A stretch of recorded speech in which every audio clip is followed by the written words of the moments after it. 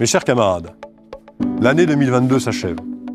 Nous avons tenu la barre et notre maison a conservé son cap. Cette année, nous l'avons vécue ensemble, avec ses défis, ses succès et ses épreuves. Cette année fut marquée par l'intensité de chacun de nos engagements, par la diversité de leur nature, depuis la profondeur de nos territoires métropolitains et d'outre-mer, en opérations extérieures et jusqu'à l'Ukraine en guerre.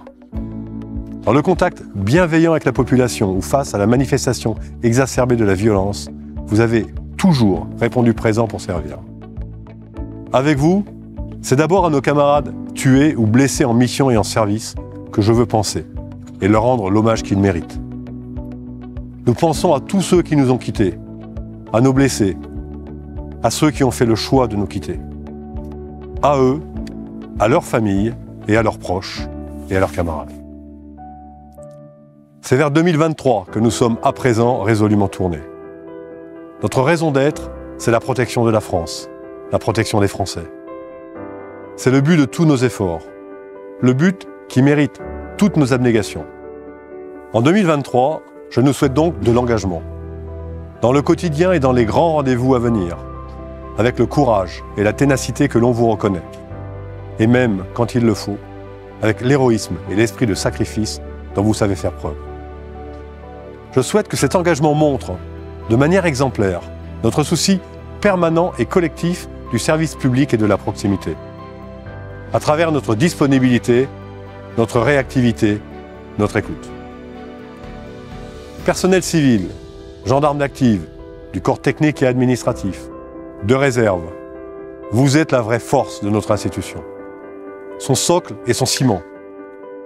Votre humanité est notre ressource la plus précieuse. Vos savoir-faire sont nos atouts les plus solides dans l'incertitude du quotidien, l'adversité des crises, la complexité des procédures. Chacun d'entre vous, par la rigueur qu'il manifeste dans l'accomplissement de sa mission, contribue ainsi à la réussite collective. En 2023, je nous souhaite aussi toujours plus de cohésion autour des valeurs inscrites en lettres d'or dans les plis de nos drapeaux et étendards. Une cohésion tissée dans le quotidien, qui se déploie et se mesure dans l'adversité.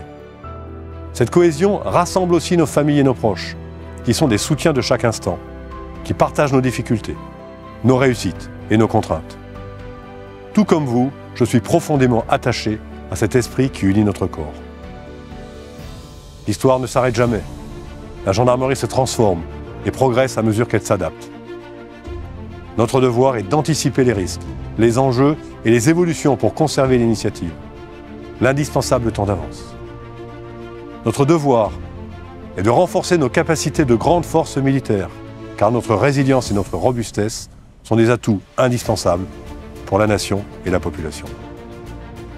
Notre devoir est de consolider notre performance collective avec sagesse, intelligence et volonté, et toujours ce puissant esprit d'innovation. Notre devoir est, enfin, d'entretenir cette farouche volonté d'avancer avec, comme unique boussole, le service des Français. À votre tête depuis 3 ans, parmi vous depuis bientôt 37 ans, je sais que vous serez au rendez-vous, car je connais ce que vous faites, je mesure ce que vous êtes et je sais ce dont vous êtes capable.